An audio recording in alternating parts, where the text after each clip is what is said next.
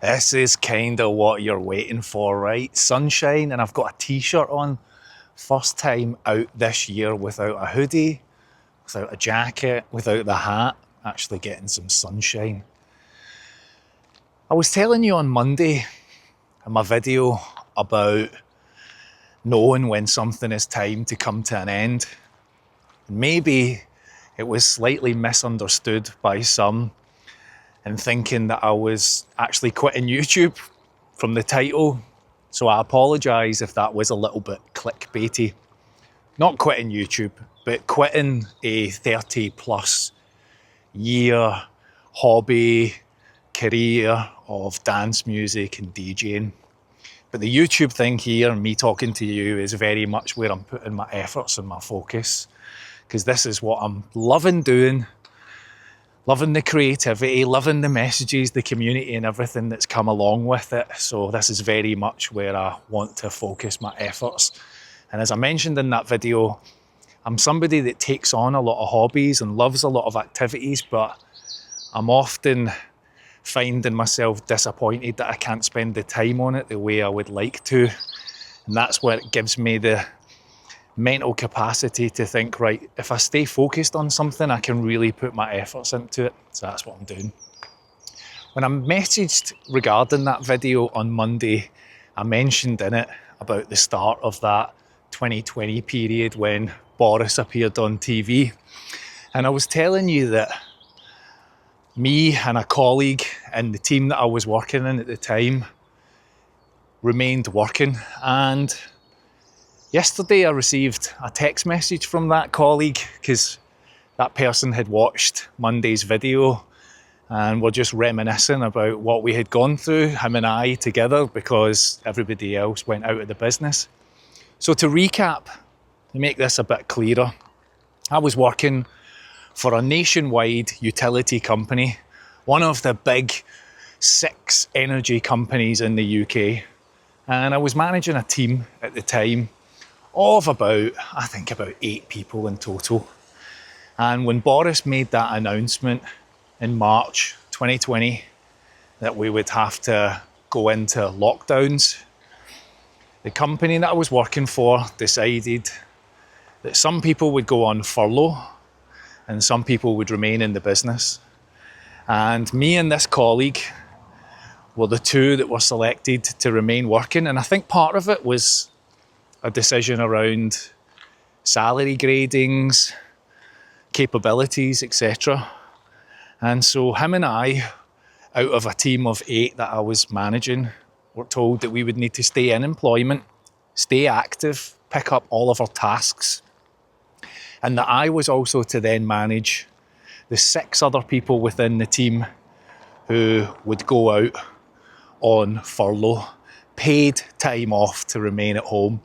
And you know what was really sticking in our minds between the 2 of us was just the impact of that period and those decisions on us as employees still working, but also on the people who were working and then going on furlough. And I just wanted to share a little bit of that with you, because if you maybe weren't working at that point or you didn't go through furlough, what that kind of meant.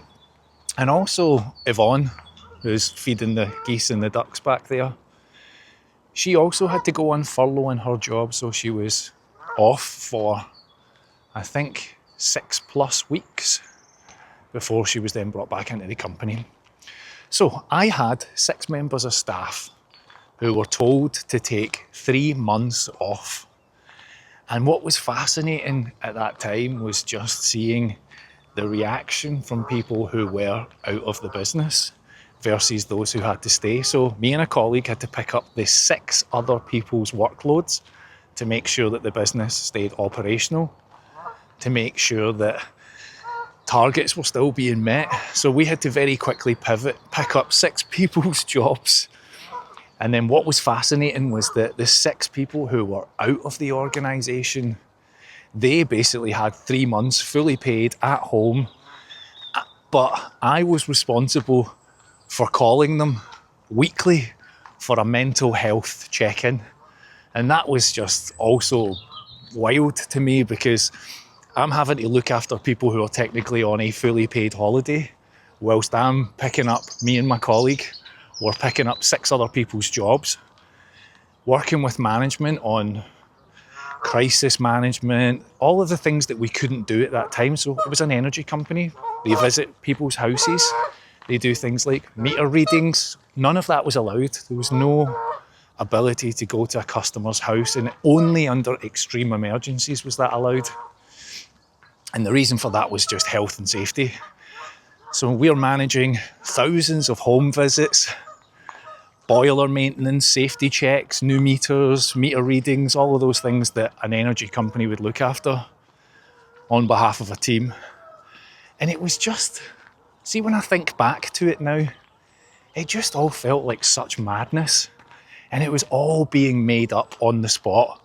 Policies, rules, health and safety, all of it was just being made up as we went along. And then at the same time, I'm having weekly calls with people who were on a 3-month career break, fully paid.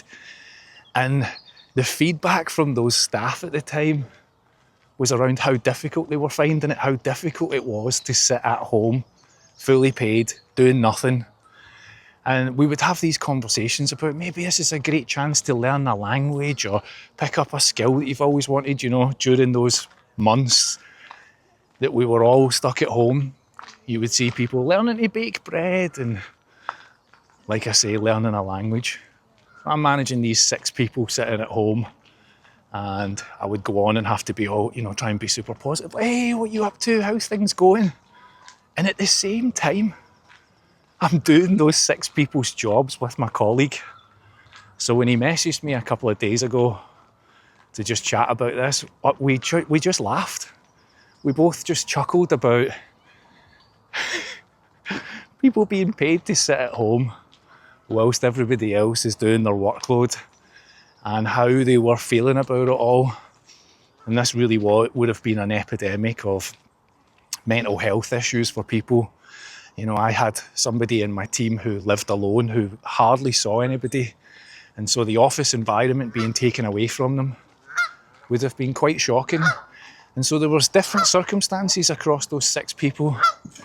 But you know, when you're in the middle of something and you're also having to kind of manage your own emotions and your own feelings and your workload, whilst also having to think about other people within the team and their situation, it really just all blows my mind. And I'm saying this now just because it's a good way for me to think about it, what went on.